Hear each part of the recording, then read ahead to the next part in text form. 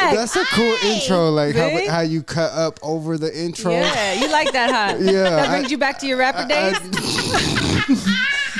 For anybody that doesn't know, let's just jump right into this. You better stop. Dana, go check it out on YouTube. Yes. We recording. Oh my Jesus. And he has a rap video on I ain't YouTube. scared of you motherfuckers. I want to see it for real, because I Yeah. haven't seen it. So if you go to Dana Keith Film on YouTube. No, you ain't gonna find it there. Yeah, no, you do. You just type in Dana Keith on YouTube and you're gonna find all kinds of Yeah, videos if you type that in pop Dana up. Keith on YouTube, I might pop up there. You got a but fan club. at the time when I was a rapper, I had a different name. Dana Lally. Yeah, it was Dana Lally, the rapper. See, a lot of people don't know this. Like, and this is a hilarious intro. We didn't even introduce ourselves. Okay. Back it up. All right, my name is Leah, and I am the host of Between the Sheets with Leah. Got my co-host here, the one and only Miss Whitney. WHITNE. 1, 2, 3, 4, 5, 6, 7, 8, 9, 10. And Dana Keith. What? Father, filmmaker, creator. 1, 2, 3, 4, 5, 6, 7, 8, 9, 10. Elms in my bank account. So let's talk about that. Why did you do that, Whitney? Oh, Why did you do that? These That's lovely your people. sound check. That's a sound check. These lovely people that we got to shoot Fox 21 News. Fox 21 News with. This is the plug. They were I see prepping what for you the did. mic, and they were like, they spelled out their first name. Like the Real way she aggressive. did it when they were like, mic check. Right, and She she, said did it it really loud, loud, affirmative. too. Leah, L-E-A, 1, 2, 3, 4, 5, 6, 7, 8, 9, 10. You want to know why she does that? Why? It's because when she goes to do her thing and she's acting excited about whatever she's talking about, Yeah. you don't want to do a sound check saying 1, 2, 3, and then you come in hot. Or like You you're know what I mean? enunciating 1, 2, 3, 4, 5, 6, 7, 8, 9, 10. You're moving your lips like real Well, good. they're giving it, you know what I'm saying? It's almost action time. I'm learning all these things. You know what I I'm was saying? watching Big Brother the other night, and the host of that, what's her name, Julie Chang? Yes. Julie Chen? Yes. She like really makes sure that when she's speaking that she moves her lips really big and enunciates all her words. And do you think that's good? Well, I think that she does it good because it looks normal, but I also think that Right. like she does it she's so used to it. Yeah. Ease. You know? Yeah. It reminds me of like when we used to prep before we started singing in choir class, and we would do those little like warm ups, like. That's what it reminded me Saw of. that on. There's a process for everything. Yes, there is. I always, you know, look back at people that are actors. Like they still go to acting school. You know what I'm saying? So like those things. Continuing are education. It's a part of the process. You got to practice your art. Always Yeah. be the beginner, never Always be the expert. student. Yeah, be the Yes. student. Be willing to be the student. Yes. Yeah. So, how was everybody's weekend? What did everybody do this weekend? Did anybody? I mean, The weekend? Yeah, the weekend. We were on Tuesday, so like, what was your weekend? Like, mine was crazy. Mine was fun. How was I hung your out with week? you. That's good. I cooked for Leah. Yes, she did. She hooked it up. We watched our show. we watched our Yeah, show. we watching shows. Yeah. Look, show buddies. I do need to show up for the food sometime. Like Yeah. I be seeing there be some cooking going Yes. down in Yeah. the kitchen Yes. over here. Yeah. You know what I'm saying? Open invite, Dana. Yeah. You see, we Just post a gotta- picture. You just drive right on over. Like, hey, I'm here for the food. Bring me and my son. Look, I just gotta feed Yeah. us. I saw that food posted, so here I am. Yep. Coming to get my plate. I do show up at good timing. You know what I'm saying? Yeah. I typically have good timing. Yep. Yep. Yep. So speaking of What? Dana, you know what? Okay, so let me take this back. What I have noticed is that, we started this podcast off with manifestation, and I kind of told a little bit about my story. It was a little bit about the story. Whitney, we talked about your story. We have Juanita's story posted. And then we have these little teeny tiny tidbits of Dana. And I was like, we have not interviewed Dana. Like, who the hell is Dana Keith? Right. Who is Dana Keith? Who is Dana Keith? I You think always that's- talking about yourself in third I person. think that's so funny because like going back to how we started the thing, like my real name is Dana Keith Lally Jr. Like that's my government name. That surprised me when he told me his last name was Lally. So I was like, Dana that's Lally. I'm gonna start calling you Dana Lally. Yeah, you know what I'm saying? I got made fun of a lot with lollipop, all that shit. Like Lollipop. yeah, Oh, dang. you know, all of Kids that are shit. brutal. Look, I'm trying to tell you, when I was growing up on like certificates for awards, my last name was always wrong. Like for some reason they'll fuck something up. I don't get it. Well, they put like Lolly They'll or put what? some shit like Lily or some just some Dana Lily. just some Dana dumb Lily. shit or like misspelled. It's like Yo, my name is Dana. That's already. Just say that. And then didn't you tell me at one point that you didn't like when people said because your middle name is Keith? Yeah, my middle name is Keith. I didn't like my middle name for a long time. And Really? yet that's what you branded yourself with. Yes, Right. Yeah, because it's really me. That's like my whole thing. Okay. You know what I'm saying? So I'll tell you like a story, just how Dana Keith. I mean, I've always Because been we're gonna Dana take Keith. this. We're gonna take this back. Yeah. Yes. We're gonna go way back. Yeah, okay. I'll be scared. I'm saying I'm not scared of you motherfuckers, but I might be. Look, just to go back like on just like the name thing. Sure. Like I embraced Dana Keith at a certain point. And then Do you like, remember when that point was? well, yeah, I specifically do is just when like I was trying to switch it from Branchwood Entertainment, which I grew up in Branchwood. I started with a rapper. And where is Branchwood at? North Carolina. Okay. What? Jacksonville, North Carolina. Jayville. You know what I'm saying? I got Shout out to all those Branchwood people. Shout out Jayville 910. It's a special hub, man. I'm trying to tell you, like it's a military town, so it remind me of this place, but like we a little different. You know, I don't know how to describe that, but shout out Jacksonville. North Carolina is different. North Carolina, man, it's like right, you know, you really close to the south, but you really close to the north. Virginia has a lot of North Tennessees, and you know what I'm saying, just the culture I think is the unique dynamic. I know Because you do have a little bit of slang in your voice, and I well, always kind of I'm wondered a that. little country. Like I am a little country. You know what I'm saying? All right. So Yeah, who did? I got my isms. So talk about your parents really quick. So did they grow up in the South, like both mom and dad? No, or? this is funny because like just let me go back real Okay, quick. okay, Let me okay. go back, all right? Because I want to plug this because I really am. All right, so I'm gonna make sure I break this down. 'Kay. If you want to know who I am, I go by father, filmmaker, creator. Yep. I've never really broke down creator to people except for recently, and I was talking to somebody. I was like, the reason why I love creator is because I've always believed that, you know, Jesus gave me the gift that he has, and he creates. So I've always felt like I was special, and I don't want to sound like arrogant or anything, but when I was a kid, I felt like, you know, I had a connection to the creator. And I think everybody does. They just didn't find it at different Wow, spaces. I never really thought about it like that. So yeah, so you create, and I've always done it in sports or life. I started doing it really early in just my life, and just whatever I thought about would come true. So like I believe that I create life. So know can what you I'm saying? So- recognize that piece right there? Like when you started to realize that things would start coming true, the things that you thought of? Yeah, well, it was early when I just applied. Like for example, when I was a kid, I was thinking outside before I came in, and I was just thinking like, you know, if I think about my past, like I have very specific memories. Okay, so one of my questions for you that is written down is, what is Dana Keith, Dana Lally? Yeah. What is your earliest memory, that the earliest one that you can think of? I remember being in the crib, waking up as a baby. Damn. What? Oh yeah, Wow. I do. I remember, Really? I remember. That's That's crazy because when I try to go back, like I think my earliest memory that I have, I think it was 5, maybe 4, and I had went down the street to a friend's house and I didn't tell my mom, and I remember the parents that were there at the house. They said, "Leah, your mom is calling for you," and I was like, "Oh, okay. Well, let me just go back outside." And she whooped my ass, and I peed my pants in the street So you because remember that. She was scared that I had walked away. You know what I mean? Yeah. But that's the earliest one. So Yeah. in the crib, that's like. Yeah, I have memories of like what I saw, how I felt waiting in the crib. It's so weird. Like I remember that, but like if I really tell y'all the truth, like I have a lot of memories between 1 and 8.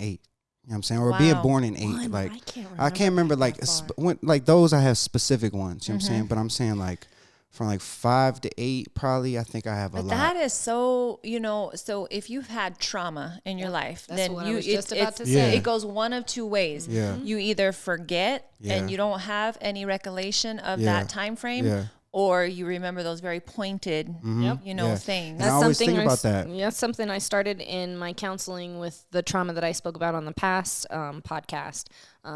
I blocked out probably from 5 to about 10. So my last memory Just like gone? No, gone. Damn, that's Gone. crazy. And we actually started doing hypnotherapy, which is It's crazy. It's crazy, like when you think about like your memories and why you remember them, you know. And I think that the trauma thing is real with my life. Like I've been through some shit, and I was trying to figure out what the hell I'm gonna tell y'all today because my story is crazy as hell, and like I'm dealing with it. You know what I'm saying? You're kind of in the midst of a lot of things right now. Yeah. And you know what I have told people is that what I find interesting, and for everybody it happens at different points, but some of the most I think intriguing points in my life were between 27 and 35 is where I really started to learn me more. So, you know, you grow, and I think that you're a little bit of a different creature, because I say that in the way that you read a lot, you know, you are very interested in yourself, you know, mastery. And you are already, I think, pooling and learning. I don't know how early that started on for you or not. Like, do you remember, were you always interested, or did this eventually just happen? Man, I'm about to cry already. I told him I said, Dana, I'm not going to make you cry. Look, and he was like, yeah, right, Mom. I've never really dealt with going these to. things. You know what I'm saying? I'm So gonna like make you the truth is like, and I'll be real with y'all, like I've been writing in the last few years a lot. And like writing allows me to Like journaling? Well, no, journaling, yes, 100%. Like you say, I'm a rapper. Like I really am. Like I'm an artist. So I write, I get a lot of stuff out. Like all my phones are full with raps or poetry. And it's something as a youth, like, to be honest, like nobody broke down to me that like music was poetry. You know what I'm saying? And I really gravitated toward that. So the reason why I bring that up is because I feel like I used education as like an outlet. That's Damn, powerful. I almost cried. That's powerful. School? Like school education or reading? Everything, man. Anything that you could super get, anything that you could get your mind on, like any type of books and anything like that. So knowledge is power for you. Yeah. Wow. And that was an outlet. That's crazy. Where most of us were running away from school. You were going to it because that was your outlet. Crazy. Structure. All right, so here's the real. Right. We want real, raw, and authentic, Yeah. Dana. Yeah, And here's the real. This is shit people don't know. You know what I'm saying? But I think it's so important, and this is why I wanted to do this, is Yes. because Y'all I got get to get a piece of y'all Dana. got Like, me- we get to get a piece y'all of got me Dana crying. inside of here Look. that not too many people get to experience in such a beautiful piece. Well, and that's why I love it so much, is because I feel like just seeing you in the little bit of time that we've gotten to know each other, you are always so attentive and focused on doing so many things for others. Yes, so that's what I thought about, was that he's a podcast shouty. Yeah, right. And he's always Podcast interviewing shouty. other people, And I and did he's change- telling I did people other change my stories. thing on there, too. He did. Did you see it? No. On On Instagram. my He told me, he IG. said, did you see it? Shouty? Yeah, I'll put podcast shouty up there. Yes. You know what I'm saying? Anybody looking me up. Yeah. And I But- put capitals. I think that is, he's always telling other people's Yes. stories through film. You're telling Yes. other people's Yeah. story Yeah. through podcast. You're typically telling somebody, you're doing an interview, you're Yeah. doing a documentary. Yeah. And then Dana Keith's story is being told in the background. Right. Right. And that's why I really, that's why I film so much of me, you know, and I don't get to put it out as much, but I am documenting the process. Because like, as much as like somebody asked me, you may have asked me in the past, but recently someone asked me like, Why don't you say, this lady asked me? no, well, I could say, I'm gonna clip that for you. I'm gonna clip that. That's fucking hilarious. But yeah, somebody asked me like, what do you love about this? And like, do you love the editing? Because everybody thinks I love to edit or the filming, and I told them neither. Like, I don't like either. Like, it's just a vehicle to The me. process. Yeah, it's just a vehicle. The process is different to me because I relate different things to it. Like, it's business. You know, it might be videos, but it's business to me. Right. You know, and I could substitute anything for business. Like, I could go do websites. Like, I really feel like I could easily have a very successful website design business. Like, be straight up. That's Like- lucrative. Like, Yeah. it's super lucrative, and I could have $100,000 business. I really believe that. But like, it's just a vehicle, and I believe I'm God made my journey to where like I'm learning all these things to piece them together. You know what I'm saying? And at any rate, what the hell was I saying? So going back to the childhood, I asked you what was your earliest memory, and you said that it was Yeah, so I have in the crib, Yeah, so that's I specifically because when I was not in the sitting house, outside, in like, the actual crib. yeah, I do. I remember the crib. I remember the crib, and like specifically like when I moved to North Carolina. Like I remember So everything. from there. where did the move come from? Where were you before, and how old were you? Well, I was born in Massachusetts. Okay, You know, right outside of Boston. that's north. Yeah, right. Family is from Massachusetts? Yeah, like my dad. My dad's from Massachusetts. So it's north. It's right next to New York. Okay, If you know what I'm saying. Yeah. At any rate, Yeah, man, I get emotional when I think about my dad because I started to realize like how important he And is your dad in my is life. now in Florida. No, my dad's in Minnesota. Minnesota. So I was born. I was born in right outside of Boston, Winchester, Mass. And then I moved to North Carolina. I remember everything in North Carolina because I went to kindergarten in North Carolina. So you guys packed up and moved. Mom and dad packed up and moved and went to. Well, they went to Virginia. Together? You got to think together? my father's military. Okay. You know what I'm saying? So my mom, and he was deployed like when I was born, like my dad was. But he's military, so he's 20 years military, and so he was in Massachusetts. That's where he's from. His mom was there. They had a house, whatever. My mom went there, and then they went to Virginia, and then North Carolina. Okay. So my sister was born in Virginia, and I'm pretty sure like Hawaii was in there, but my memory specifically is from North Carolina. Everything from kindergarten. I want to back up. This is I'm gonna throw things off here really quick, but because Dana came to me a few weeks ago, maybe it's a few months ago, I don't remember, and he was like really like hung up that he did the ancestry. Ooh, I have one of those kits, and I'm afraid to. And do we're it. gonna get there, but like it's real. He It's grew real. up thinking that he was Hawaiian. Yeah, and it's real. And he did this ancestry.com and he found out no Hawaiian. Like my mama did it. Oh, your mom did it. That's right. My mama did it. Dana don't want his DNA up. Yeah, I don't want that shit. I tried to get my sister to do it, but that's a little testy. Look, he don't want his, but he's like, I try to get my sister to do it. The government will hold on to that DNA now. I told her I'll pay for it, but you know what I'm saying. But you know what? Why I brought that up was because he came in here and he was, I don't want to say distraught. He was just really like, dang, like, you know, right? I was. He was like. All right, so this is deep. All right. So like my whole life I've been trying to figure out who I am. You know what I'm saying? And like identity really plays a big part of that. You know what I'm saying? Because like, and it ties in like my youth as well as like that moment. So in that moment, I found out that I'm actually Filipino. I'm not Hawaiian. So I'm Filipino, Really? Puerto Rican, black and white. Well, I was going to ask you, being born in Massachusetts, did somebody jump the water? Well, it's my mom. My Okay. mom gives me all of my ethnicity, but like my mom found out, she did the DNA test, and she found out that her dad is not her dad. Wow. And that, you know, her dad is Filipino. That's heavy. You know what I'm saying? So That's crazy. These things are crazy. We're 30 things. years old. I'm 30. My mom's 50. You know what And I'm your saying? son's name is Kaleo, My son's name is Kaleo. which is Hawaiian, correct? It is Hawaiian. My mom still picked his name. Yeah. You know what I'm saying? And it does mean something to me. Like Kaleo is the voice in Hawaiian, and Jabin being his middle name is God has built.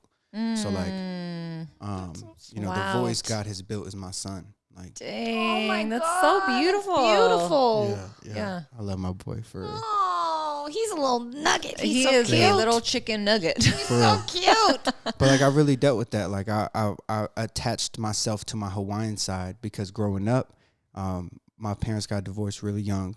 And How old? I remember them being gone after I was 8.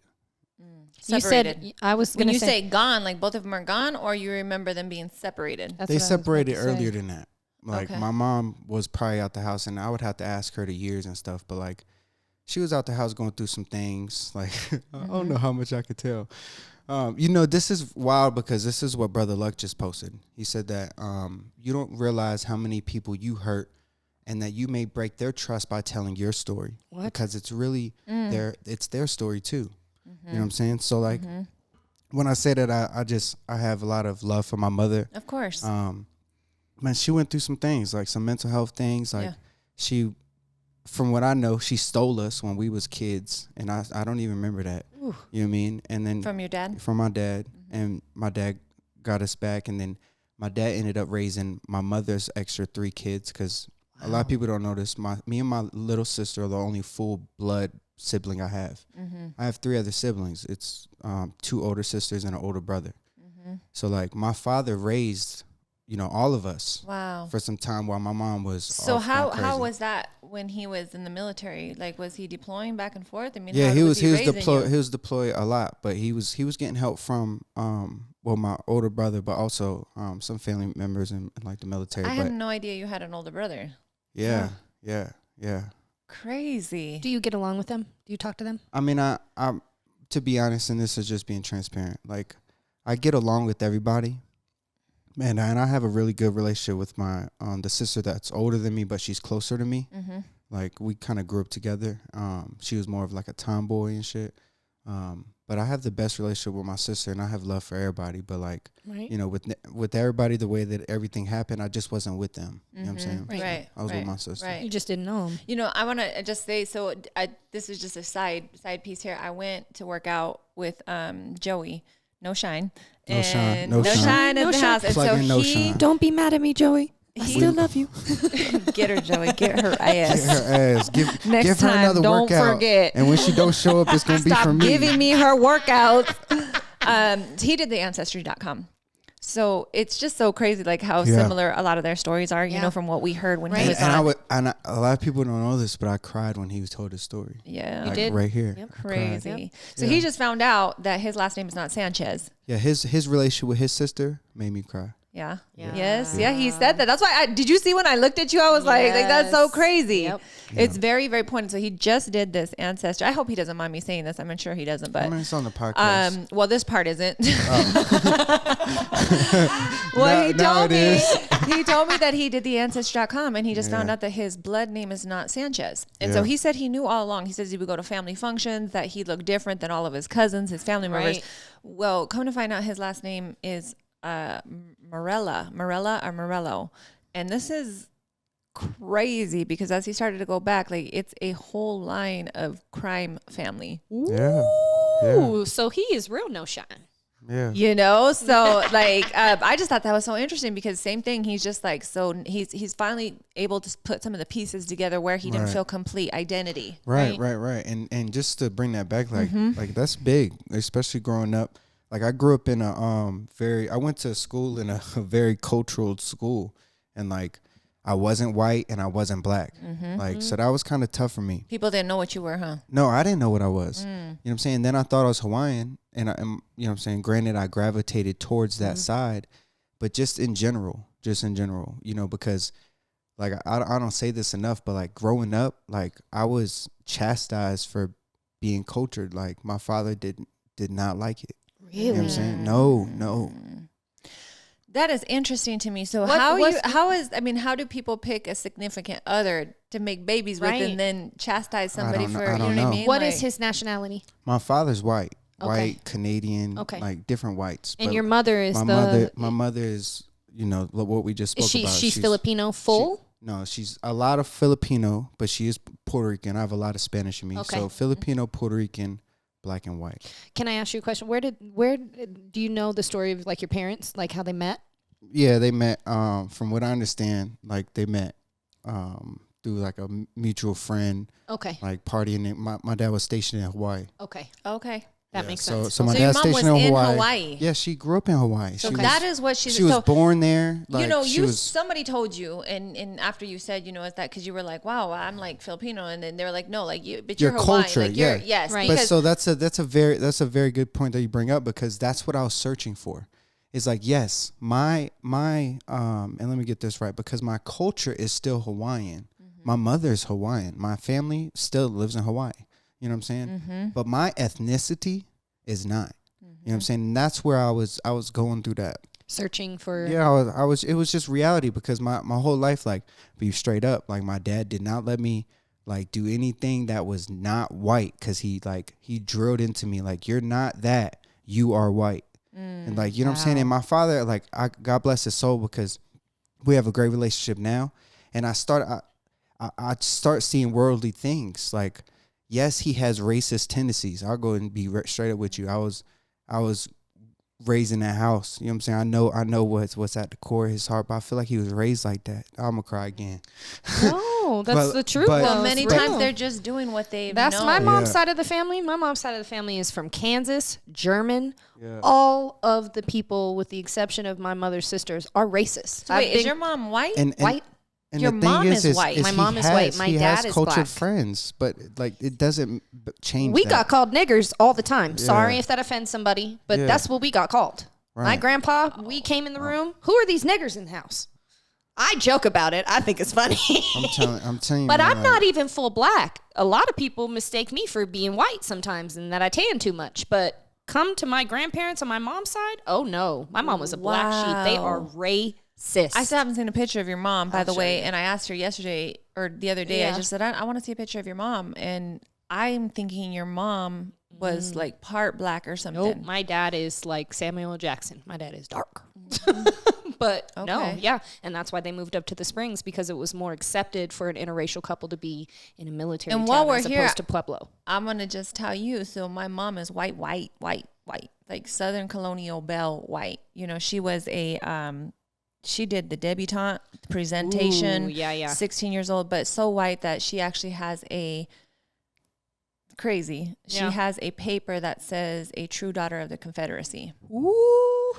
And like I saw that paper and I was like, wow, like she was a written in daughter of the Confederacy. And bred. And so when my parents met, they met here in Colorado. My grandfather was a colonel for the Air Force Academy and stationed here.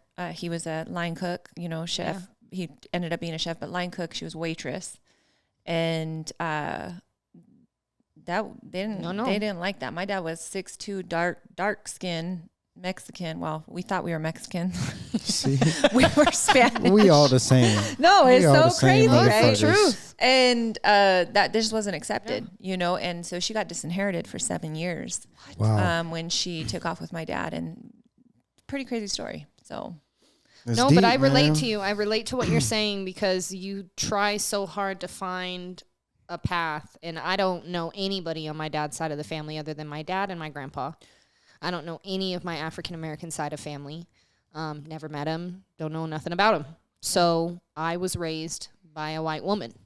Yeah. You know, so you get picked on. So Dan, let me ask you a question. Yeah. So you had this like inner turmoil almost, like of figuring out identity. Mm-hmm.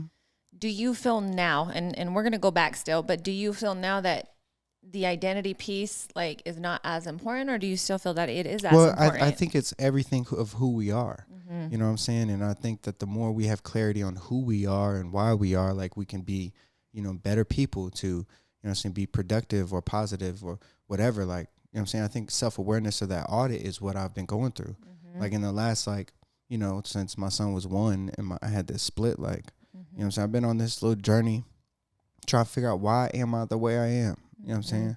So, like, self-identity is real. Like, Can I ask you a question? Of course. Because I felt like I went through this when I was in my last relationship when we were talking about having children. And that's when I got my ancestry kit. You did? I've never done it. Oh, you didn't I'm do it? terrified. Okay. But because I don't want to know. But I thought, you know, if I'm going to bring a child into this world, I want to know who the hell I am before I do this. Because what if my child comes out with health issues or just, you know, just things that you just don't know about? Did that put a fire underneath you when you had your son to explore more about stuff you didn't know about who you are, your identity, that sort of thing? Well, I just want to make sure we're clear. Like, my mom did the ancestry thing. Okay. But like in a sense, like I didn't do that shit. Like, Right. But in a sense, I feel like I was going on that journey. I was going on that journey of finding out who I was, especially since I had my kid. Right. So I'll be real with you. Ready? When I had my son, is the first time I forgave my father for real. Wow. You know And what made you decide that? Well, I had my son. It wasn't a decision. Whew. No, Like, but it was, because what in I don't having think a so. son? It's not a like, choice. I don't think so, because that There I'm trying to tell you, was- it was my There was son a reason. my son was a day old, and I forgave him. You know what I'm But saying? what in having a son made you think I need to forgive my dad? It was because. All right, I'm gonna cry. No, don't cry. It was because I'm not perfect. Wow. You know what I'm saying? Okay. So we realize that our parents are only doing the best that they can. Yes. Yes. So that In having the your time- son brought clarity for you. Yes. Okay. Yes. And how old were you when you had your son? Well, my son's 3. What the fuck? 27? 27. Okay, so look, I have 27 years before my son has this epiphany that I'm not perfect. Right? Yeah. It takes some time. I didn't speak to my dad for almost 7 years, more than 7 years. You know what I'm saying? And be fair with you and be transparent. Like, I love my mother, but we go through our gaps too. You know what I'm saying? Yeah. That's why I try to tell people, like, my sister's my best friend. I'm Yeah. gonna cry. Yeah. Aww. Yeah. Yeah. Shout out to your sister. Tell me what's your sister's name? Stop. Is it Jenny? Jessica. Jenny. But do you guys have JWoww? Is it Yeah, JWoww on the on Instagram? IG. Shout out JWoww. Woo, Yeah, woo. shout out my sister, man. We need to have you on the podcast, girl. Yeah, she gonna be here soon. Yeah. I relate to you though. I do a lot because look, I'm gonna be real transparent. I love both of my parents with all of my heart. I love them. I would do anything under the sun for my parents if they needed me. I have not spoken to my dad in 20 plus years. Yeah. I have not spoken to my mom in, I think this year will be probably about 3 years. I'm just choosing myself at this point. Yeah, you got to. And sometimes family can be the most toxic people to be in your life. And that is one thing that I've learned becoming the adult that I am now, because I was not an adult until probably about 2 years ago. Yeah. But realizing that you have to choose your peace and your happiness regardless of anybody else. So I went through a lot of turmoil, like within my family, when me and my dad got a relationship again. Your sister and you are 3 years apart? 2 years apart. And so she stayed with you, like the course of everything that's going on, it was you and your sister. You and your sister. You and your sister. Yeah. Okay. Yeah. She older, younger? She's younger than me. Okay. She's 2 years younger. So let me ask you this. Yeah, I'm gonna cry again. Don't talk about my sister. I told Whitney 5 questions, but she bringing it. Who is the because I feel like everybody, even though you have like big little sisters, big brother, little brother, like who's the big So like who's the big? So in reality, like I'm big brother. Okay. You know what I'm saying? But like she does the things that hold our family together. Like for example, I'm people think because I do a lot of those things, like I'm really not a social person. Like I'm very private.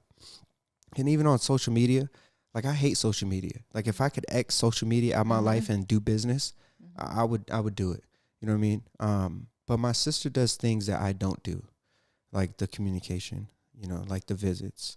She does the things to hold our family together. Like she's really like a central hub to like my core family. So you know she what I'm keeps saying? you guys connected, like Yeah. holidays. Hell yeah. Right. Hell yeah. Like she does all She that keeps shit. the traditions. Yeah, she going makes on. sure, you know what I'm saying? And she does a very good job, at least for me, of she reaches out to me a lot.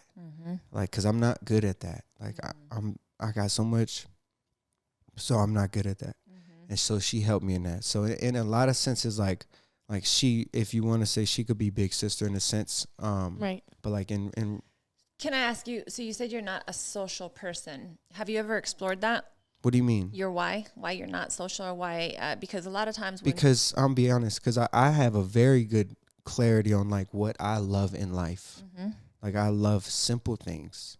You know what I'm saying? But I don't have simple aspirations. You know what I'm saying? I feel like my calling's way bigger than being simple. You know? So what in that, like, so when you say you're not social, is it like social gatherings? Is it just talking to people? Is it? No, I'm extremely social in a networking sense. I'm not social with my personal life. You know what I'm saying? I think that's what I mean. Because like in a social event, I could speak to, that's one of my gifts. That's one of the gifts that God really gave me, was being able to be versatile. Like when I tell you I went to, it's called Clyde Irwin Elementary, but like it's in New River. It's one of the, like a little bit of a ghetto side of town. But like the way I grew up was very diverse. So I could speak to, you know, the whitest person and the blackest person, just to be honest. I'm just keep it transparent. Like, so I was very good You put your customer service on both voice sides. And even like really like the customer service voice thing, like that's God's gift for me. Like I could turn that shit on and on. We were talking about this, remember, just like how people in different situations can be a chameleon of some sort, which doesn't mean that that's a negative factor. That's actually kind of a positive attribute to who you are, because you did grow up with so many different elements in your life, you know, diversity, culture. Right. And so for me personally, okay, growing up, I never grew up around my mom's family at all. So we would go and visit every now and then. I think one of the first times that I remember my grandparents is my sister and I went to my grandmother's house, but my dad wasn't. He didn't, you know, he wasn't there. And it wasn't until I was 12 or 13, I think, that we went back and my dad was able to come. That time, I think it was one of the first times that they invited him to come to be there. Right. But my family here was all my dad's family. So Spanish and Mexican, you know, And so I identified with that culture. Heavy, heavy, heavy, so I'll be honest, like I grew up for a very long time, and I don't want to say hating the white in me. Yeah, but I did. I'll say I it. wanted my family called me Weta, and I hated it. My grandfather called me Weta because I was the whitest out of all the cousins. Me too. Yeah. And I just wanted to fit in with my family, and yet they all looked different. Right. Yep. It's tough. Like I remember, let's say like how in the beginning of the school year when the parents go to the thing, what's it called, open house or something. Yeah. Mm-hmm. I remember like open house when I was young. I had my dad and my mom. Mm-hmm. You know what I'm saying? And be real, my dad didn't really go to much of that stuff, but like my mom would come or whatever, and like people would see your mom. You feel me? And then when they got a divorce, then my stepmom was white. So then I had my white dad and my white stepmom. So then my white stepmom kind of school. And to be honest, like a lot of the reasons why I ain't like her, it wasn't her fault. You know what I'm saying? Those were problems I was dealing with, like with my own life. You know what I'm saying? And like I really think about that. Like I resented being white because I wasn't allowed to be black. Like I couldn't get my hair braided. I couldn't have long hair. I only grew my hair out once when I was a kid, and my dad wouldn't let me do nothing with it. So I could only have an afro. Like, and you know what I'm saying? Nigga, that's when AI was out. Right. Like, come on. I can't have braids. Like, nigga, everybody wanted to be, you know what I'm saying? Like, we had dreams, but I'll tell you a story. Like, this is really like to the core of it. Like, I have all my friends, and when I was in kindergarten, like my 3 best friends was all black. And like, being in the South, that's all probably you were around. Like certain parts of the South, because there's Right. very, very dominant white. And when you talk about the South, I mean, we're talking about a very Different divided. type of, that's a different type of white. yeah, but we're right in the middle, and then on top of that, we're military town. So I'll bring it back. So Branchwood was super multicultural, like Branchwood. Like there was some white people, but there was everybody up in that goddamn Branchwood. You know what I'm saying? So like that's how I grew up. Is that so, where like, you felt in your life that you started to feel like this is? Well, when I was hanging out with the people that I hang out with now who live here and that are my family, like still, that's why, like, that's my story. My story is like those friends are still with me. They live here. Like that's my family. That's like, big.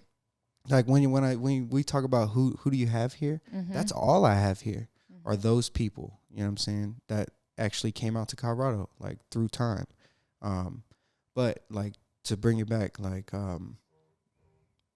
just in regards to who I was hanging out with, like yeah, I do remember like wanting to explore that side. Yeah. So the memory that I had that I wanted to share was my friends coming over, and my dad would chastise them.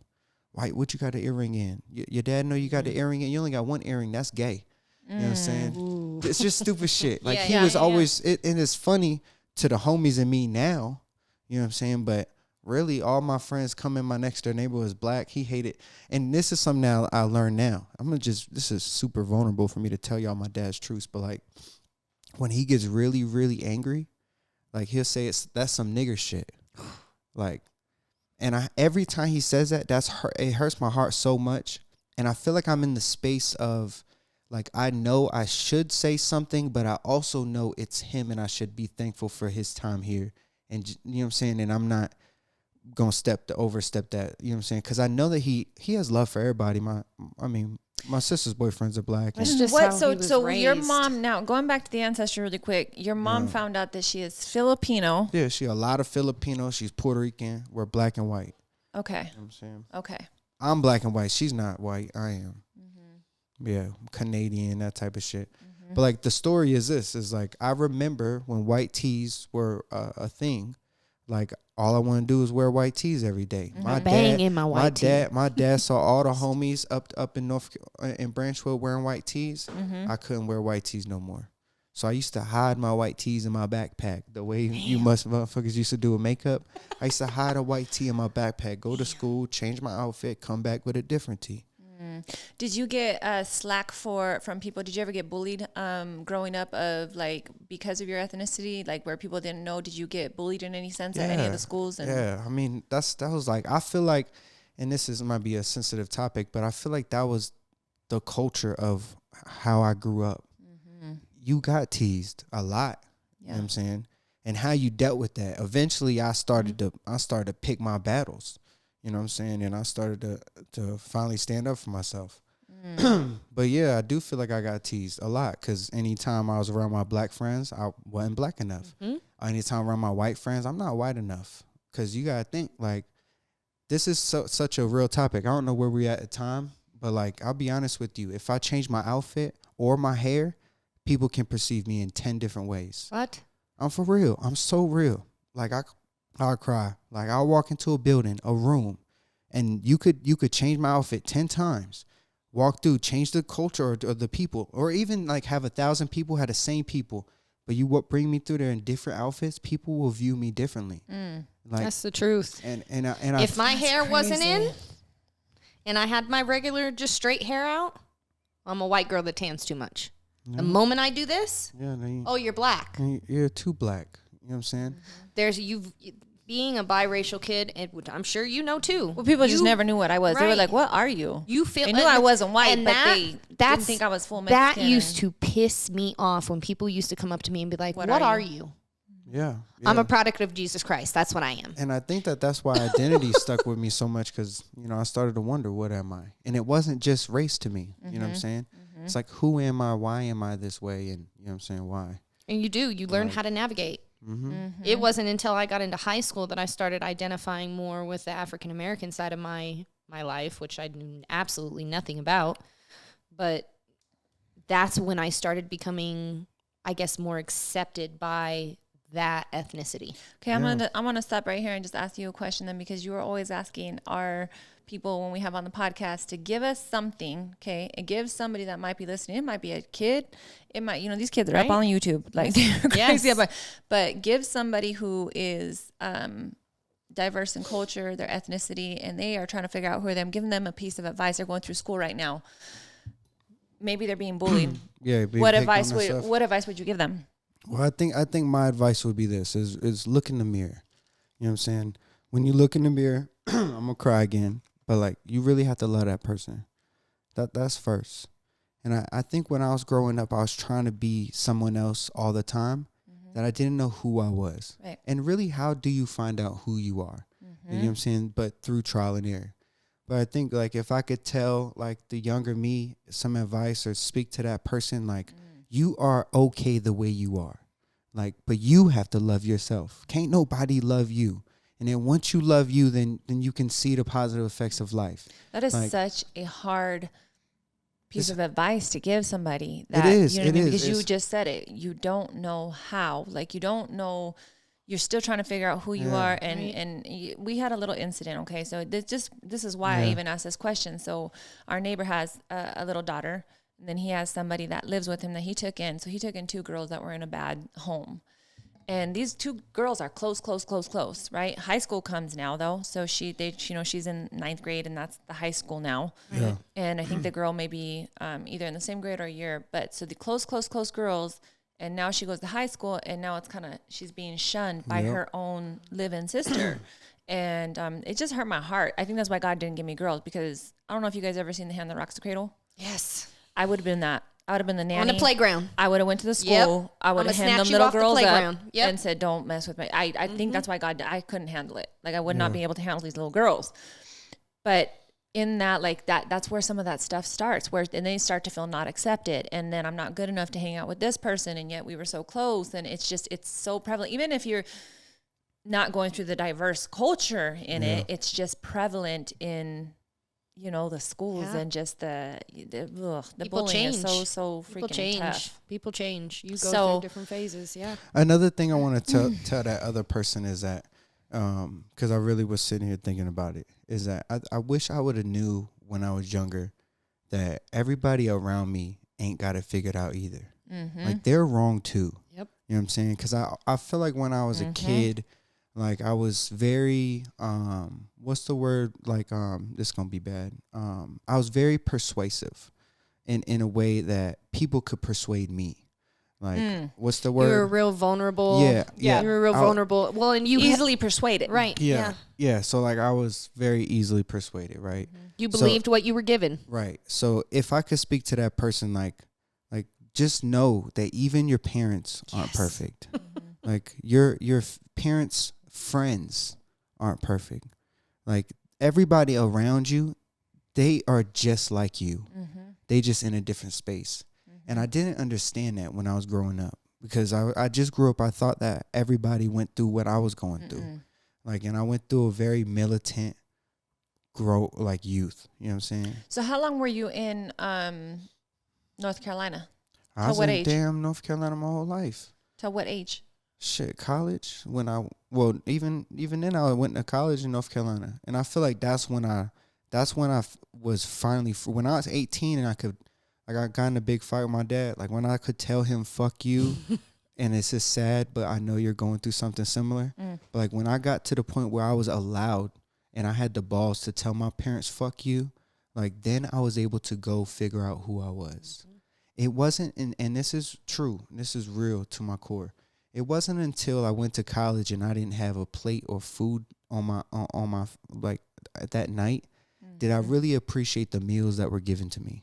And I say that in an analogy because like you have to have appreciation for what you have, but you don't have appreciation if you've never been without it. You know what I'm saying? Yep. So like I feel like that at that space and time, like me going to college, I was cutting up in college, like pretty bad. And then like I went through some shit with my mom, like that time frame, and like that's when I ended up coming out here. And you brought yourself out here by yourself? Nah, I moved out here with my stepmom. So basically, like if I could tell you the truth, this might be bad. We good. I'm gonna see how bad, like how clean I could keep. I'll this. let you know when the podcast is You ending. don't need to keep it clean. We being raw. No, I do. I try to. You know what I'm saying? But like I have a past where pretty much like I was getting in trouble and I was very close to getting locked up a handful of times, and it kept getting closer, and I kept sliding through like the fingertips of the devil, if you feel me. Like it was bad. Like I was out there cutting up. So one thing that people don't know about me, this is I was gonna ask another question to Dana. Is like a fun fact that somebody doesn't know about you. Maybe it's not so fun, but I had to go through the Scared Straight program in Canyon City, the women's prison. Yeah. Because I was cutting up so bad that they were ready to send me to jail. Yeah. And I had to go through that, and that scared the shit out of me. I'm like so upset that they have done away with that program, and it's because the state can't do it anymore. Right. But that was some real deal stuff. You go there, these women are murderers. They killed their husband. They did something crazy. Yeah. They take your shoes if you go in there because they're trying to scare you so much. They're trying to help you, but they're trying to scare you. Yeah. Like this is what your life could be. You gotta think, how do people change? Right. Like you really gotta see that to make a real change. You know what I'm saying? So what was your bottom moment that made you change? Yeah, so I'll tell you, and I'm dead serious. Like, I was close in it. At one point, I got out of a lot of the bad stuff that I was doing, and it was only marijuana. So, like in North Carolina, it's a felony at the time. Like it might still be. Like, South still hasn't really converted. To have just a little bit of weed, like it was bad.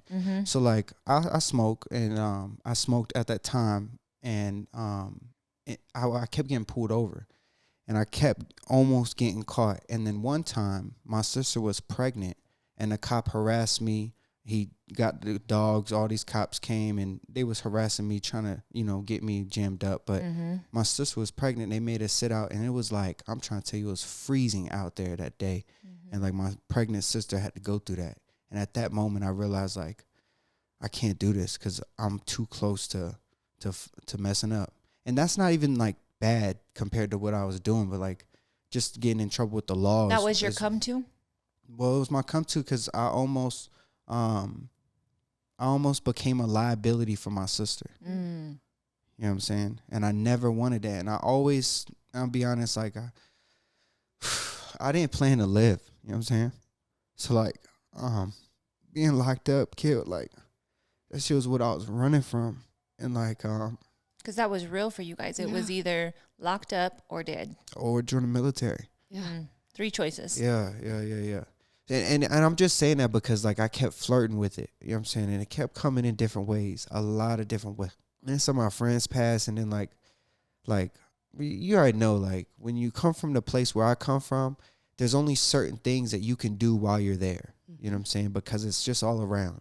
It is what it is. And like, you know, I used to do dumb shit. Like I could tell you stories for days about all the dumb shit that I did. You know what I mean? But like that coming to moment was like, yo, I need to be something for my sister. And like, How old were you? Well, this was when I dropped out of college. Like I was working, I had a great job. I was making great legal money. You know what I'm saying? That's the best legal money I was ever making at that time in my life. But I kept flirting with just because I smoked weed, I'd get in trouble with the law at that time. So long story short, my stepmom was going through that divorce with my father. Me and my father was fighting. He stole my car. And Was it his? It was his under his name because we have the same name. You were paying on it? I paid for that. Like it's just under his name. We have the same name. So yeah. So at any rate, he took the car and then they were going through the divorce. And so this portion in your life is when you took on the first responsibility on your shoulders to say, I need to be better for this person. Right. Yeah, because I really thought that at that time I had nothing going for me. I was just cutting up out in the streets, just cutting up, having fun. I was having a lot of fun. I had the most money I'd have had, you know what I'm saying? And I was just chilling. So I'm going to ask you a very pointed question. When have you put Dana first? Right. I was about to ask the same thing. I do that every day. And that might be the selfish thing in some sense of, you know, like the clarity of, I think, why I smoke is because I like smoking gives me a way to not think with my heart and think with my mind. Like, and I need that. So I always put myself first, like every day. You know what I'm saying? So I think that that's something that a lot of people don't know about me is that I'm very selfish in the sense of like, I have to be happy first. And I think I lost myself. So wait, back up. Yep. Because when you say that you smoke, right? Yeah. And that's to get out of here and to go into here, are you numbing this?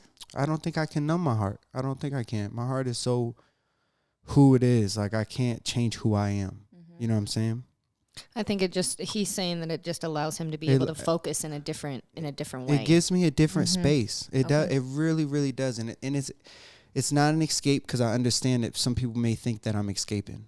Like, I smoke every day. It's different from me for you. You know what I'm saying? So for me, I don't smoke. I'm getting Leah high after this podcast. I'm just kidding. No, I just wanted to say like I just had clarity on this recently. Like, you know what I'm saying? I take that time for me. You know what I'm saying? I do that for me. Yeah. You know what I mean, and you know what I'm saying? And that's the way you put you first. Yeah, and that's not the only way, but that's my way of every day. If you ask me, how are you focusing on you every day? Yeah. That's my time. Okay. Well, and I just want to say to people that on feel a certain type of way about marijuana, we're not trying to say that this is what you need to choose to do it or may not be do. For you. However, I do want to make a statement, though, and say that I'm sorry, but marijuana is better than any type of chemically made substance and drug given by doctors that are put Big out pharma. on a daily basis, and I've seen it happen. Even alcohol, even better than alcohol. I mean, alcohol will kill you faster than my significant other at the time was better on marijuana than taking all the medications that the VA was giving her. Right. And she was in a better mind state, a better state of being able to work and function. So how people choose to medicate, because that's what it is. It's medication. Yeah. That's all it is. So I wanna go back really quick, Dana. So you quit college. You had this come to moment with your sister, and you said, "Okay, I got to be better." I dropped out, but I got kicked out. Honestly, okay. And then you came to Colorado, and that was your stepmom that brought you so I moved out here with my stepmom. And your dad is where? At the time, he was in North Carolina. Okay. Yeah. So were they split? Yeah, they had divorced already. And you had decided to go with the stepmom who you were stepmom over my resentful father. of at That's some huge. point. You got to understand, I was resentful for her when she came into my life. Right. You know what I'm saying? So when did that change? So she came into my life. They got divorced by like 8. And I remember her being there by the time we were 10. You know what I'm saying? It's like from 10 to like 18, like the early years I had resentment, you know? And then like we ended up growing a relationship. Yeah. And I had, just to be transparent, I had this conversation the other week. Like, she was the most stable parent figure that I've ever had. Like, my stepmom. And I have an ultimate love for her. Even though we don't talk right now, like, and the reason why we don't talk is about either my dad or marijuana. like those two subjects. It's not about me and her. We got no problems. But like that, I have an ultimate respect for her. Mm-hmm. So when I moved out here, she was basically going to leave, and my little I do have a little brother from my stepmom and my dad. So my little brother, they were going to either go to New York, which is where she's from originally, or Colorado, which is where she lived before she moved with us to North Carolina. So I told her, I said, well, if you go to New York, I'm not going with you. But if you go to Colorado and Jessica goes, that was the catch. If you go to Colorado and my sister goes, I'm going with you. And she had plans, and then like she had plans within a week. So everybody moved here to Colorado. Me, my sister's baby, my little brother, and my stepmom. Okay. And you said you were how old again? At that time? Yeah. Shit, like 21. Okay. All right. And so you're here in Colorado now. Yep. Was Colorado a culture shock for you? It was. It was. Girl in their Ugg boots and their Pumpkin spice lattes. mountain girls. It's definitely different. Like, you know what I'm saying? Y'all crazy as hell. You know it's the truth, though. You know, like, and this might be why I appreciate like the little pocket of where I live. Like, I live in the southeast Colorado Springs area, and like it gives me a soothing Familiarity. sense. Yeah, like I like being there, and I'm gonna just be honest, because if I go up north, I do feel like I stick out, and this is something I had to work on with Brother Luck. Brother Luck, we just had this conversation last night. Was that you deserve to be in the room that you're in? Like, you know what I'm saying? So like I had to understand that. That's big to acknowledge that. It's huge to acknowledge that, because I'm going to tell you that I feel you on that one 100%, because there's been a big stigma in my mind. And I'll take you back to when I went to an educational learning experience with one of my mentors, and it was in Palm Springs. And I walked into the room, and this is a me thing. It didn't have anything, and it was Raina that really pointed this out to me, said, this is a you thing. You understand that, right? But I walked into this room, and there was a bunch of white women, you know, and, you know, I'm half white. Right, right. But I felt so out of place. And so my mind already started going like, I don't belong here. These women aren't going to feel me. Right. And, you know, I'm not going to make friends here. And these are a different kind of people. And that was a me thing. I didn't even give them the opportunity or the chance to get to know me. Because immediately you put those your own fears upon yourself, and that's insecurities. Your own insecurities, and that's what we do all the time. Like even as a kid, fear is a mismanaged emotion. It is. That's all it was. That's all it is. And it's actually not fear. Fear is supposed to be, I just read this in that book, which was so powerful. It says that we give too much credit to I fear this, I fear that. No, it's mismanaged emotion that you're going through. It's not fear. Right. Fear is to get you away from something that's about to kill you. Right. You are running for your life. Yeah. You are in imminent danger. Things. That is what fear is. But we say that's crazy. Fear is like, I'm afraid to go. No, you have mismanaged emotions about going up and speaking. You have insecurities about going up and speaking, but it's not fear. And that's I was gonna say something else, but I want to say this instead. Like, when I was a kid, I didn't realize I was in those emotions. I was always in that fear state. You know what I'm saying? And like you have to grow out of it. You know what I mean? And I feel like so this is the one thing I did want to say is worry is misplaced focus. You know what I'm saying? When you start to worry, you're placing your focus on the wrong thing. And I've learned that, and I've really been trying to practice that this week. You know what I'm saying? So that's all I got. So what are you doing? I have one last question. Yeah, go ahead, because I'm about to throw 5 at him. What are you doing now? Yep. To feed your soul. What are you doing now to feed? Yeah. Because I'm gonna just tell you guys right now, we are 1 hour in, and we only have half of his story, so we are gonna go back into the other half at some point. Right. Yeah, because I need him to catch me up with from here to where you're at right now. I mean, this is 21 to 30. Yeah. There's 9 years. And you know something I just found this out. I've always been saying that I started filming in 2016. I found footage from 2015. So like I didn't even know I filmed Easter 2015. So I've been filming for more than I thought. So this piece is going to be interesting too, is just catching up from age 21, moving to Colorado, culture shock, to where you're at right now. I think next time, as long as we do it in 3 months. Nope. We're not going to, because people are going to get interested and they're going to want to hear the other half. So, yeah. Well, I was going to say in 3 months. In 3 days. I could give you another one. Like, you know what I'm saying? But no, what are you doing now to feed yourself? What are you doing for you? Because I see you do so much for others all the time. What are you doing for you? Well, I think that besides smoking weed. Yeah, I mean it's a funny joke, but like for real, like what are you doing besides smoking? That's good for you. So like this is gonna sound crazy, but like me doing these other things for other people and actually like accomplishing the goals that I've set and showing the progress of who I truly am, like in fruit, because I believe in the fruit. Right. Like that gives me the most satisfying feeling ever. So that is how I'm feeding myself. Getting ready to make us write something. So there is something else that I want to say. Yes, go ahead. Hey, you said you taught writing, me podcast Shody that if it's good, we keep rolling. Writing has been helping me. And it's just funny that you're handing me a paper right now. I saved a whole post, and I have to read it. Erykah Badu said it, and I saved it in my phone, and it is everything to me. It says, write it down on real paper with real pencil and watch shit get real. Yeah, yeah. Biblical. I sent it to him. It's in the book of Habakkuk. It's in the book of the word, but it's in the book of Habakkuk. That's what it's called. I don't even know if I'm saying that right. But he said, write this down. Write it down. Write it down. So Jesus said it first, not Erykah Badu. Jesus said it first, not She Erykah said Badu. She said it. That's the best clip of the whole podcast.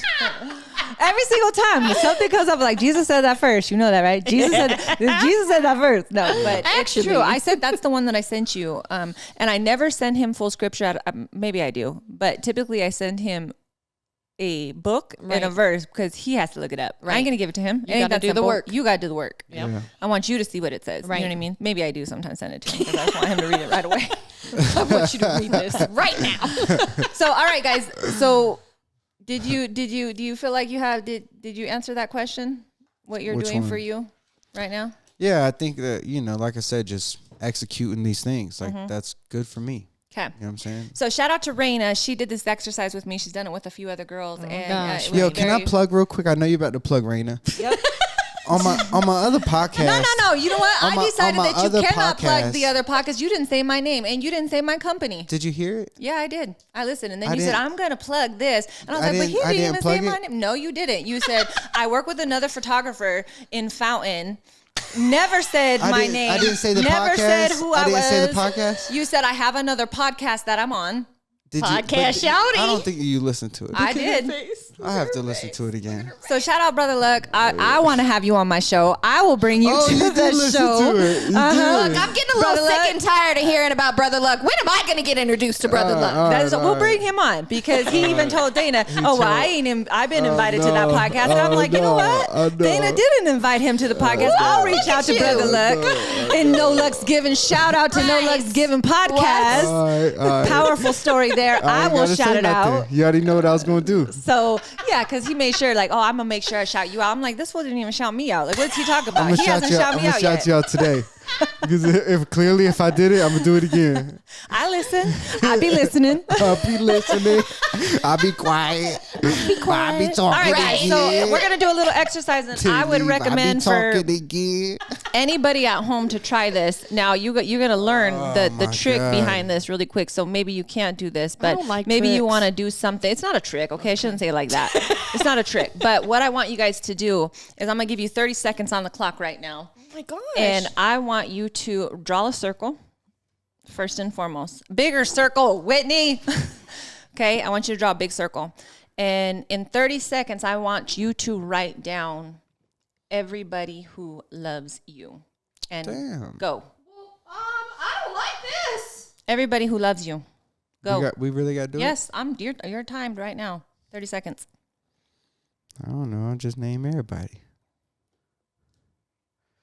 So this is a great exercise for anybody that is listening. If you ever want to get like real, grateful. if you want want to be, you just look around, see how many people like you got in your this. corner. Yeah. You know what I'm saying? That's what I'm this done. does. Look, I'm gonna keep writing for 30 seconds because I feel the Stop. love. I feel the love. Stop. Okay.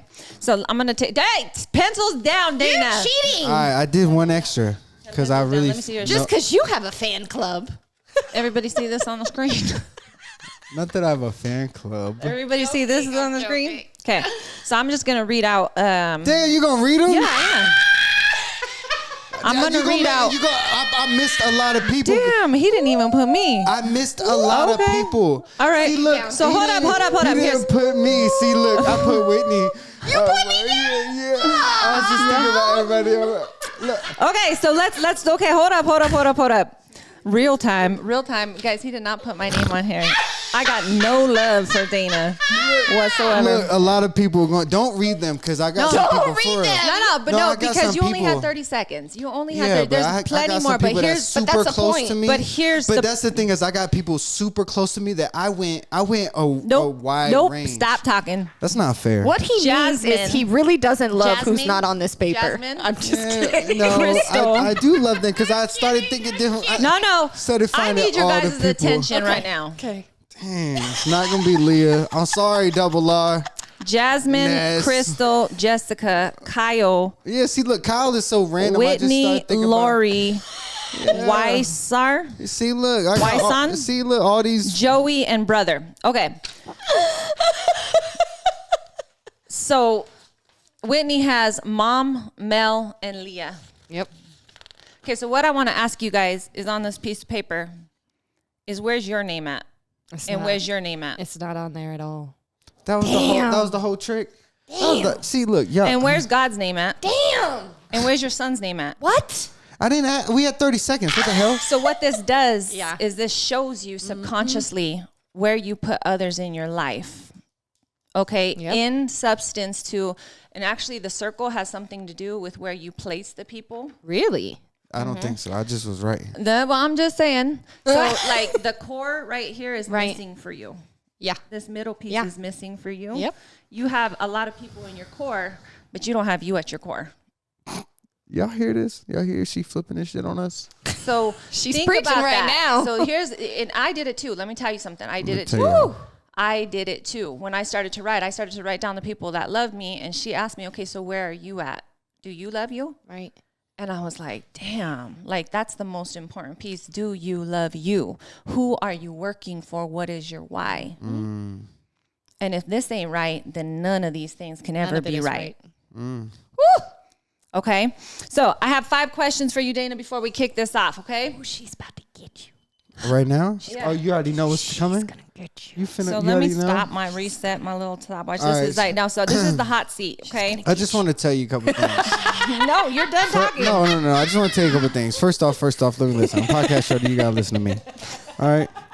I'm pretty proud of like how far you've come as a podcaster and host. Like you are really good at what you do. I don't know if you get kudos enough on these podcasts because we always drive our energy towards the audience or the people, but like the growth that, and we could say this about other things, but like I've seen just in the podcast world and from like you giving the information out to the world and your people, like the growth has been so fun to watch. Thank you. You know what I'm saying? For me personally. It's like this has been fun, and I could truly tell you, like, as much as I love brother, and if he listens to this, I'm sorry. Like, our podcast is different than his. Yeah. I don't think I could ever do this on his podcast. You know what I'm saying? I might cry still, but not like this. You know what I'm saying? This is real. For real. Like I'm being honest. So thank you. Thank you. I appreciate that. Yeah. I appreciate I do have a love for you. You're so cute. He doesn't love me for real. Yes, I do. I have 30 seconds. Anyhow. I didn't even put my son. seconds. Like that's how you know I was fucked up. I was like, oh, like I could think of everybody. Priority. This is beautiful, and this is beautiful. Do you know what I mean? It's beautiful It's in beautiful its own way. in their own ways. Yeah. Right? But the thing that is, and shout out Raina, like when she did this, like seriously, it was so eye opening for me. Yeah. And it's because it's not, it's subconscious. It's not like, yes, of course you would put your son. Of course I would put my, you know what I mean? Of course I would put you, Leah. But there's a big piece missing in both of these, as it was for me as well. Yeah. Yeah. And I was like, damn, That's- like, man, like, You know, this is who loves you? what it should be. I love me. Right. I love me. I don't know. There's no wrong, right? Because when I There was is no doing wrong. when I was doing the exercise, and this might be different, respectfully. So like, I'm be honest. I always say like I have 200 people that really know who I am. They're fans of me and what I'm There's doing different in buckets life. of people. You know what I'm saying? So as I started writing the first couple names that I wrote, I was doing. I just happened was to be doing in family. This bucket. No, shut up. No. Stop. Let me get to my point on this one. This one's a good one. I was writing and Please in the bucket outside. I said it. Damn. Shut Take it out. Take it out. the bucket with the cigarette butts.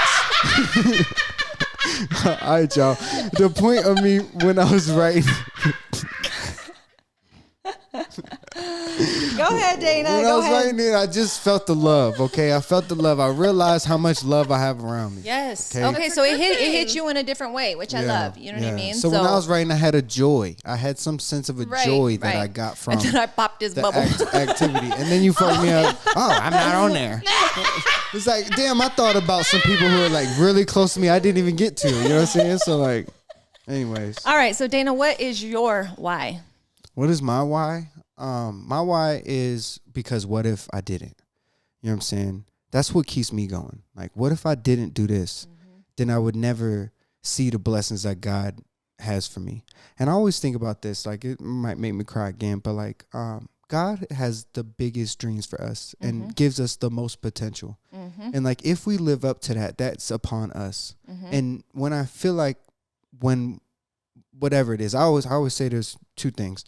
One is like, if I had a wish from God, I would pray that like when I die, I could see my life again, but I want subtitles of my thoughts played back to me. Okay. It's a weird thought. That's You know what I'm heavy. saying? I want the subtitles of my thoughts. You know what I'm saying? But the other thing is that when you get to, wherever you are, or if, whatever it is, you know what I'm saying? I'm not debating these things. What if you saw your full potential? Like God showed you who you could have been. I think about that a lot. So like my why I always say is my son and my sister. Like I want to show them a life that I know they've never seen. Because I've never seen some of these things. And, I want to do those things for them. You know what I'm saying? So that's my why is them. Okay. But it's also what if, like, why am I in this position? You feel me? Like I didn't meet brother for no reason. I didn't pick up a camp for no reason. I don't like, I love to, people don't know this, but I love to rap. It's fun to me. Like I do it for me all the damn time. Remember to go check out Dana Lally on YouTube. I'm about to watch this D-Lally, video. D-Lally. D Lally. D Lally. D Lally. Okay, give me one thing that nobody knows about you. One thing that nobody knows about you. Just one. I'm gonna hold that for the next interview. Give me Okay. 3 months. No. All right, Okay. I give you something else. Like, Okay. Something else that nobody knows about me. Damn, this one's tough. Like, where do I go with this? Help me out. Just like probably not a lot of people know that. Well, a lot of people don't know that I like to rap. So I mean, that was a fun that one. was. I didn't know that. Yeah. Yeah. I didn't know that. Yeah. So Like- that was a good one. Yeah, I actually enjoy it. You know what I'm saying? Okay. Better be good. I am What is one thing that holds you back? myself. Like I'm. It's always me. You know what I'm saying? It's the self-doubts. Everything that I preach to people, and this is the thing that I try to make transparent, is that a lot of the things that I post, write about, share these stories, and encourage, all these things are really for me. It's a selfish thing. Like, it's really for me. See, I don't think Because- it's selfish at all. It kind of is because, like, I'm sharing, and I'm paying attention. I'm looking I'm for shoving at people's face, like, what helps me. Oh, what I I'm do the saying? same thing. It's if I read something and I think it's powerful Right. enough that Yeah. it might gonna bless read it. somebody else, then I put it out there. Yeah. It's as Yeah. simple as that.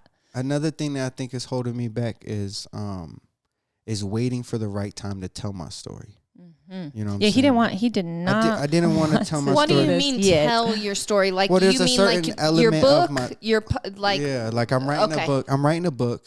The book isn't going to be like what I want to share completely, but it's going to give a base. It's at least give a foundation. And then I want another book to really be like the timeline of my life to show you like this is what I was going through at these times. This is the things that I was dealing with, and this is what I was really doing. And to be honest, like, it's gonna be a fucked up book. Like, I'm a fucked up person. Yeah, but And, you know, aren't we all? Like, yeah. aren't Like we that. all? I What are don't you like most that. afraid of, Dana? What am I most afraid of? Don't do this. I'm scared. I'm crying already. I'm scared. I'm scared of losing my sister. You know what I'm saying? Be real with you. And it's been something that's on me heavy. You know what I'm saying? That's the only thing I'm afraid of. You got me again. But that's it. What's one regret that you have? I regret I didn't use my voice young. You know what I mean? So, How yeah. would you have used it? I mean, a lot. Like a lot. Like a lot. Like just standing up for Yeah. yourself? I mean, that way too, 100%. When I was growing up, I didn't feel like I had anybody in my corner. So, like, I was scared to share myself. You know what I'm saying? Powerful, Got me again. powerful. It's good. Having Dana Keith on here, learning a little bit about his story, his why, his reasoning, who he is, what makes up Dana Keith. For those of you guys that are always wondering You who motherfucker. Shouting. he is You and what we get motherfucker. I ain't to see scared of you, on many different times, I just thought it was really important to highlight, showcase his story because, this is the stuff that people don't see as often, and it's going to be shared. And maybe it was shared a little bit sooner than what he thought, just this little piece. Yeah.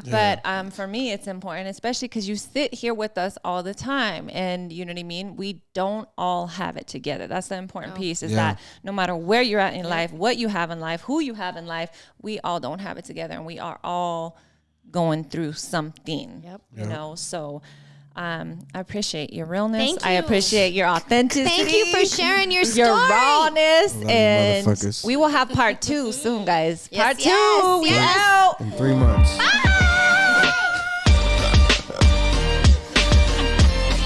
Yeah. That was good, Dana. I'm sick of y'all. He talking to the mic. I sick of y'all.